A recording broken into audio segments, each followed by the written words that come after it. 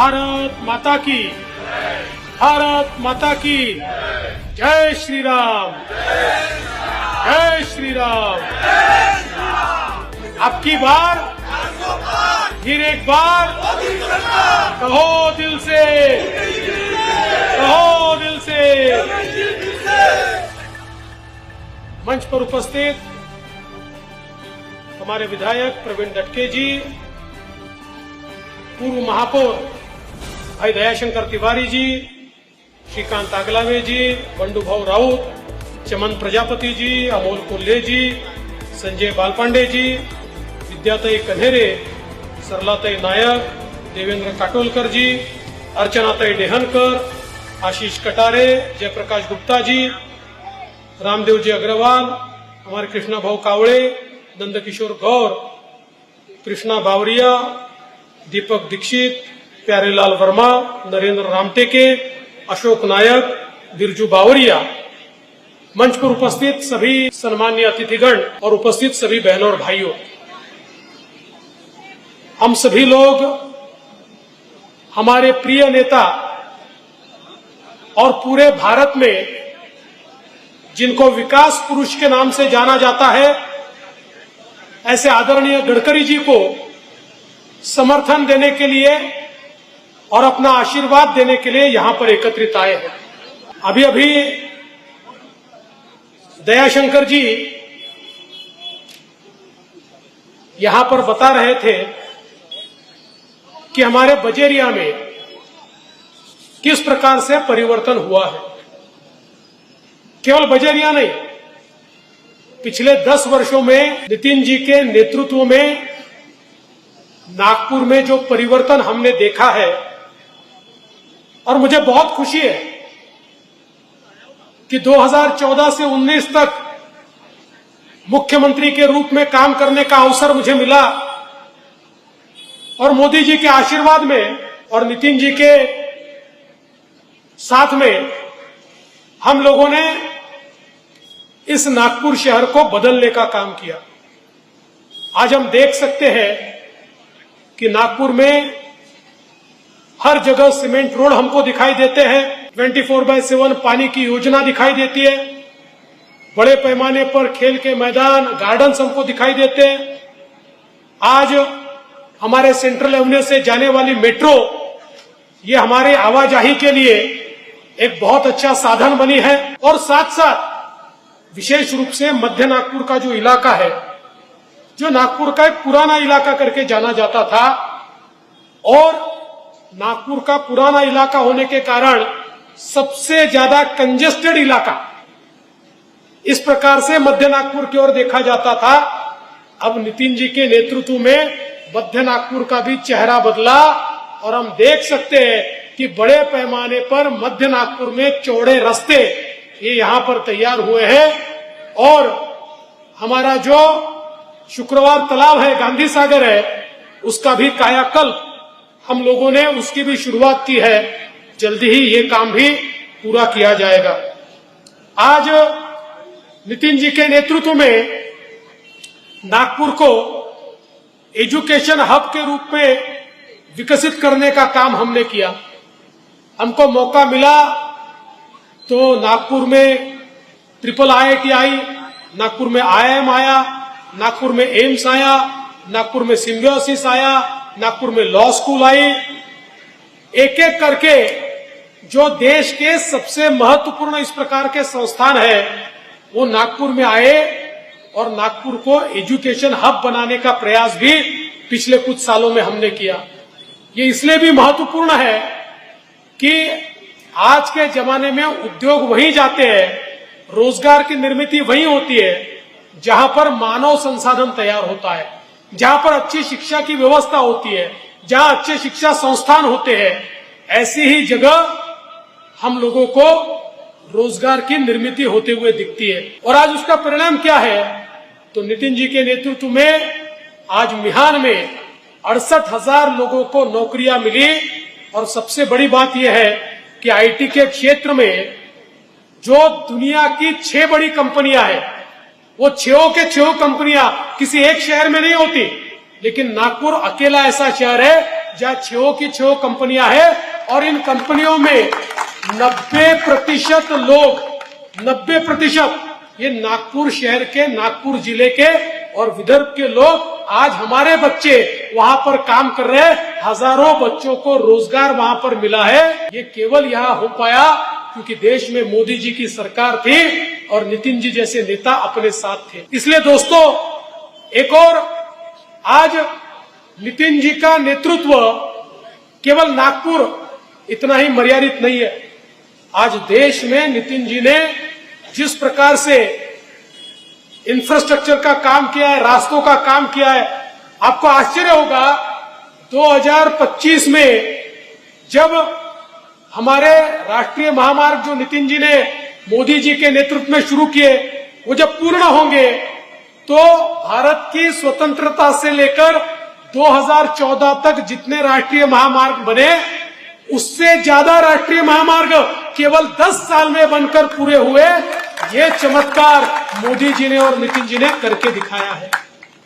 आज हम देख रहे हैं पिछले 10 वर्षों में देश में मोदी जी ने एक बदलाव करके दिखाया है। इस देश को एक मजबूत अर्थतंत्र के रूप में मोदी जी ने तैयार किया है। 2013 में IMF ने एक रिपोर्ट दिया था और उस रिपोर्ट में उन्होंने कहा था कि दुनिया के 5 देश दिवालिया होने वाले हैं। 5 देश दुनिया के ऐसे हैं जिनकी अर्थव्यवस्था पूरी तरीके से ध्वस्त होने वाली है, कोलैप्स होने वाली है, और उन 5 देशों में भारत का नाम था। 10 साल मोदी जी ने भारत में अपना राज चलाया।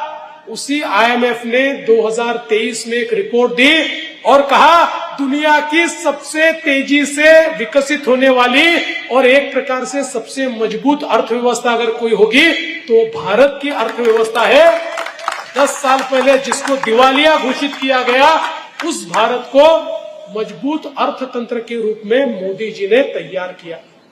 आज हम दुनिया की 5वीं सबसे बड़ी अर्थव्यवस्था है और मोदी जी कहते हैं मुझे तीसरी बार प्रधानमंत्री बनाया तो मैं दुनिया की तीसरी सबसे बड़ी अर्थव्यवस्था भारत को बनाऊंगा। और अर्थव्यवस्था बड़ी होती है तो क्या होता है? लोग कहेंगे यार ये हमको क्यों बताते, अर्थव्यवस्था बड़ी हो गई तो क्या होने वाला है? मेरा क्या होने वाला है ये मुझे बताओ। दोस्तों, अर्थव्यवस्था जब बड़ी होती है तो अवसर तैयार होते हैं। अर्थव्यवस्था जब बड़ी होती है तो रोजगार का निर्माण होता है। अर्थव्यवस्था जब बड़ी होती है तो इंफ्रास्ट्रक्चर तैयार होता है। अर्थव्यवस्था जब बड़ी होती है तो गरीब कल्याण का एजेंडा चलता है। अर्थव्यवस्था जब बड़ी होती है तो संरक्षण के ऊपर ज्यादा खर्चा किया जाता है। अर्थव्यवस्था जब बड़ी होती है तो देश मजबूत होता है। अर्थव्यवस्था जब बड़ी होती है तो दुनिया का कोई देश आपकी ओर टेढ़ी नजर से नहीं देखता। अर्थव्यवस्था जब बड़ी होती है तो देश का कल्याण होता है। मोदी जी ने 10 सालों में 25 करोड़ लोगों को गरीबी रेखा से बाहर निकाला। ये दुनिया का रिकॉर्ड है। 25 करोड़ लोग गरीबी रेखा के बाहर मात्र 10 सालों में मोदी जी ने लाया। और आप अगर देखें 20 करोड़ लोग ऐसे हैं जो झोपड़ों में रहते थे, झोपड़ों में, जिनका अपना मकान नहीं था, पक्का मकान नहीं था। ऐसे 20 करोड़ लोगों को मोदी जी ने पक्का घर दिया। 11 करोड़ घर ऐसे थे। 11 करोड़ का मतलब होता है 55 करोड़ की जनसंख्या। ये ऐसी जनसंख्या थी जिनके घर पे शौचालय नहीं था, उनको शौचालय देने का काम मोदी जी ने किया। 10 करोड़ घर ऐसे थे जिनमें गैस नहीं था, उनको गैस देने का काम मोदी जी ने किया।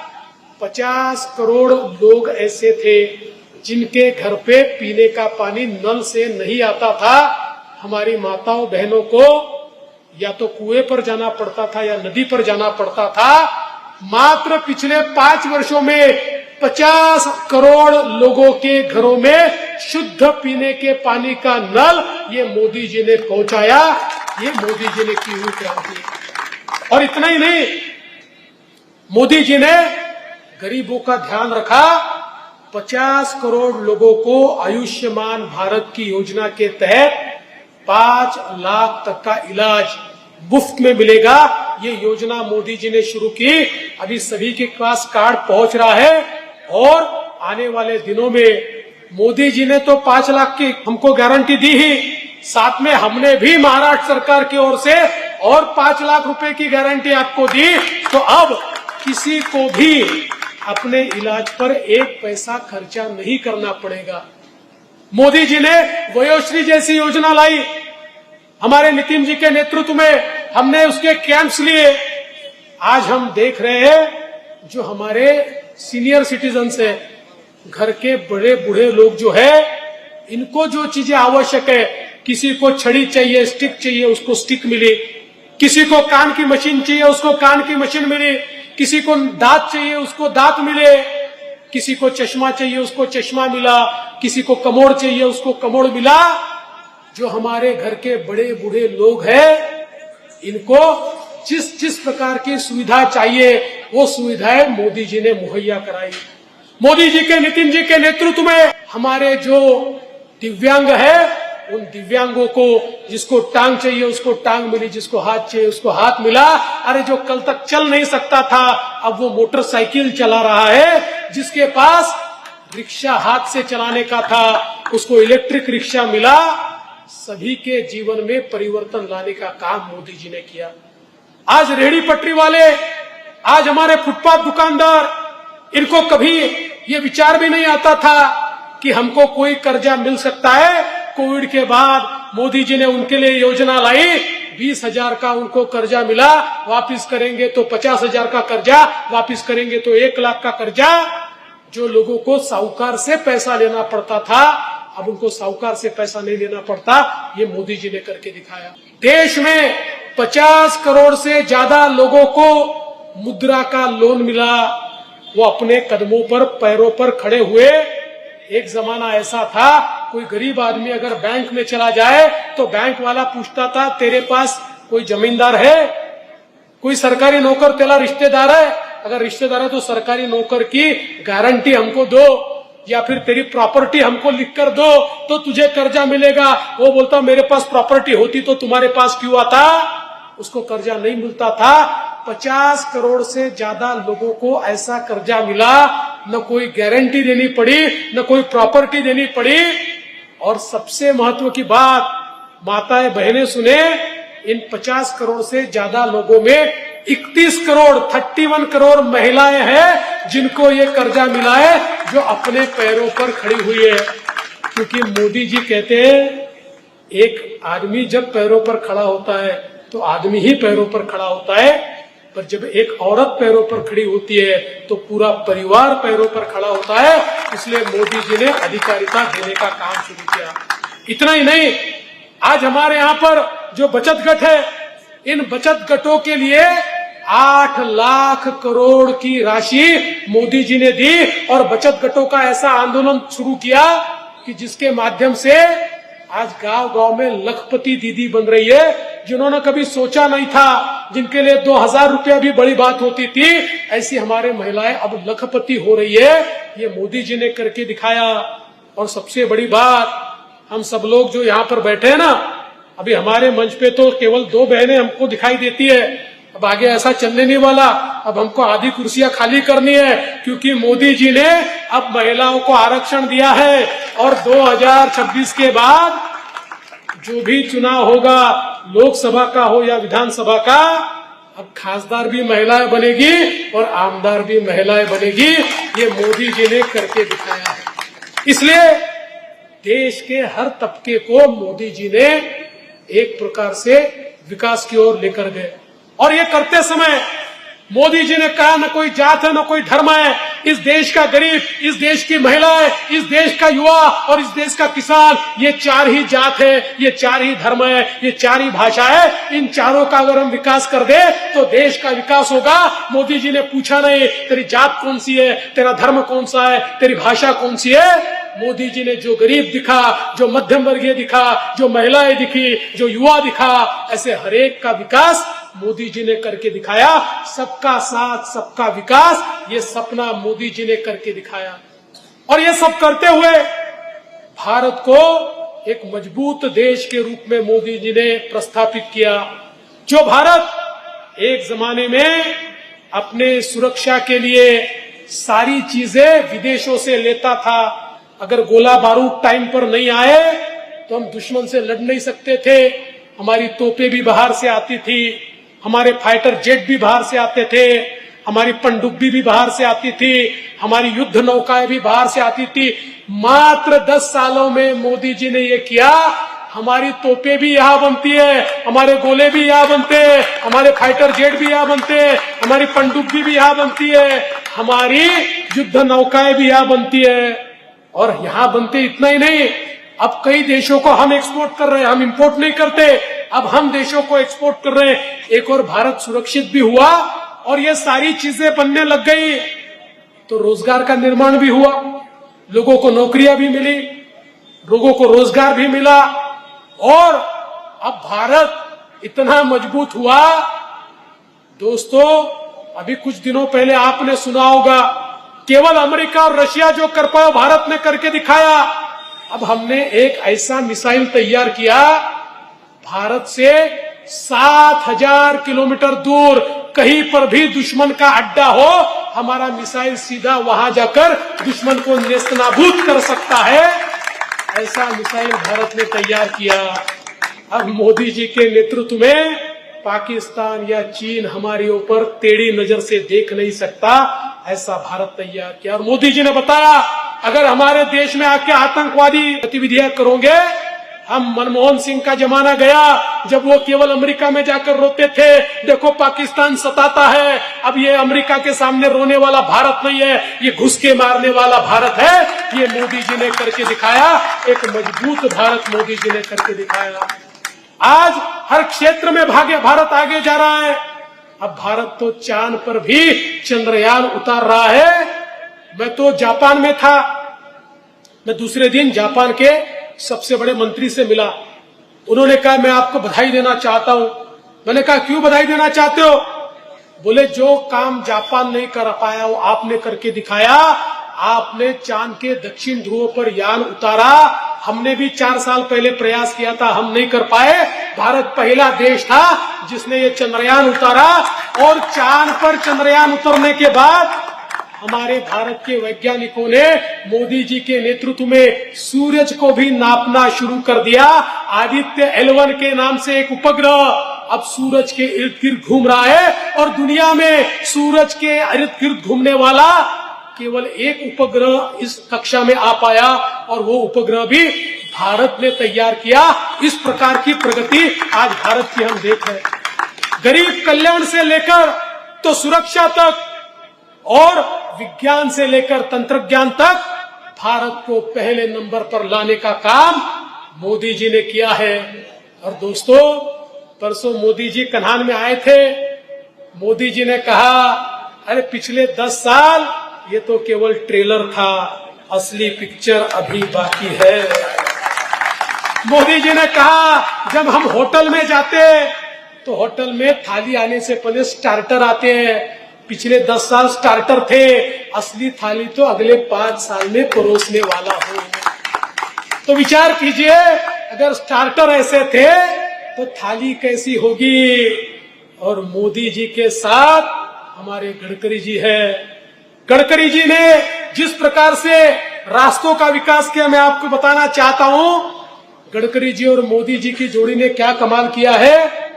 मैं लेह लद्दाख गया था, वहां पर जो हमारी फॉरवर्ड कमांड है, वहां छत्रपति शिवाजी महाराज के पुतले का उद्घाटन था, मुझे बुलाया था। और हमारी फॉरवर्ड कमांड पर, नॉर्दर्न कमांड पर वो जो सबसे प्रमुख सैनिक अधिकारी थे, उन्होंने मुझे कहा कि हम लोग बहुत खुश है। मैंने कहा, क्यों खुश है? उन्होंने कहा, बॉर्डर तक सारे रास्ते बन गए। फिर उन्होंने मुझे बताया, हम मनमोहन सिंह जी की सरकार के पास जाते थे और कहते थे कि देखिए, चीन ने बॉर्डर तक रास्ते बना दिए, अब 48 घंटे में वो हमारी बॉर्डर पर आ सकते हैं। वो बॉर्डर पे आएंगे तो हम लड़ेंगे कैसे? हम तो 8-8 दिन तक वहां पर हमारी तोपों को नहीं ले जा सकते, हमारे सैनिकों को नहीं ले जा सकते। तो मनमोहन सिंह जी की सरकार कहती थी यही तो हमारी स्ट्रेटेजी है, चीन आपकी बॉर्डर तक आएगा, अपन रास्ते बनाएंगे तो अपने रास्तों से अंदर आएगा, हमने रास्ते नहीं बनाए तो चीन अंदर ही नहीं आ सकता। लेकिन मोदी जी की सरकार ने, गडकरी जी ने इस बात को समझा और वहां पर ऐसे रास्ते और ऐसे पुलिये और ऐसे टनल बने, चीन को तो आने को 48 घंटे लगेंगे, लेकिन भारत 24 घंटे में सीमा पर अपना सैन्य लेकर जा सकता है। ये काम मोदी जी ने और गडकरी जी ने करके दिखाया है। दोस्तों, नितिन गडकरी उस व्यक्ति का नाम है जो केवल सपने देखता नहीं है, सपनों को पूरा करना जानता है। जो सपने देखता है तो सोता नहीं है, उस सपने को हकीकत में परिवर्तित करता है। और हम सारे लोग भाग्यशाली है कि नितिन जी जैसे नेता को वोट करने का हमको अधिकार मिला है। आने वाली 19 तारीख को जब हम कमल की बटन दबाएंगे तो नितिन जी को वोट मिलेगा और मोदी जी को वोट मिलेगा। और जो लोग कमल की बटन नहीं दबाएंगे वो बेचारे राहुल गांधी के लिए वोट करेंगे। बताओ कितने दुर्दैवी लोग हैं। राहुल जी जैसे नेता को उनको वोट करना पड़ेगा। अब देखिए अपनी लड़ाई कौन सी है, अब की बार, और राहुल जी की लड़ाई अब की बार 40 पार। ये 40 पार की लड़ाई है, क्योंकि कम से कम 50 आए तो उनका विपक्ष का नेता बनता, नहीं तो वो भी नहीं बनता। लेकिन हम किसी का मजाक नहीं उड़ाना चाहते। देखिए वो जिस प्रकार से उनकी करतूतें हैं, आज उनके पार्टी में कोई रहना नहीं चाहता। वो देश का विचार नहीं करता। देश का विचार सबसे पहले होना चाहिए। केवल अपने परिवार का विचार करने वाले सारे के सारे लोग साथ में आए हैं। ये लोग कुछ नहीं कर सकते। आज देखिए हमारा गठबंधन कैसा है। मोदी जी हमारे इंजन है, हमारी अलग अलग डिब्बे उस इंजन में लगे हुए हैं। हमारे साथ शिवसेना है, हमारे साथ एनसीपी है, हमारे साथ रिपाई है, हमारे साथ अलग अलग पार्टियां हैं। हमारा इंजन पावरफुल है। हमारे डिब्बों में हम सभी गरीबों को, सभी लोगों को, सभी जात धर्म के लोगों को बैठाकर विकास की गाड़ी ले जाते हैं। उधर कैसा है, उधर सब कहते हैं मैं इंजन हूं। राहुल गांधी बोलते मैं इंजन हूं, उद्धव ठाकरे बोलते मैं इंजन हूं, शरद पवार बोलते मैं इंजन हूं, लालू प्रसाद बोलते मैं इंजन हूं, स्टालिन बोलते मैं इंजन हूं, ममता बनर्जी बोलते मैं इंजन हूं। डब्बा है ही नहीं। और इंजन में कोई बैठ सकता है, सिर्फ ड्राइवर बैठता है। इंजन में लोग बैठ नहीं सकते। अच्छा इंजन भी ऐसे है, एक लाइन में नहीं चलते। ममता बनर्जी बंगाल की ओर इंजन खींचती है, शरद पवार बारामती की ओर इंजन खींचते हैं, उद्धव ठाकरे मुंबई की ओर इंजन खींचते हैं, और कोई उधर बिहार की ओर इंजन खींचता है। परिणाम ये होता है इनका इंजन जगह से हिलता ही नहीं है, न हिलने वाला, न डुलने वाला, न किसी को जगह है। ऐसा इनका इंजन है, इसलिए ये फेल गाड़ी है। विकास की गाड़ी सिर्फ मोदी जी के नेतृत्व में है, जिसमें हमारे गडकरी जी की भी बूस्टर पावर लगी हुई है। इसलिए 19 तारीख को हमारे गडकरी जी का चुनाव चिन्ह कमल का बटन दबाकर उनको विजयी बनाइए। इतना ही निवेदन करता हूं और अपने शब्दों को विराम देता हूं।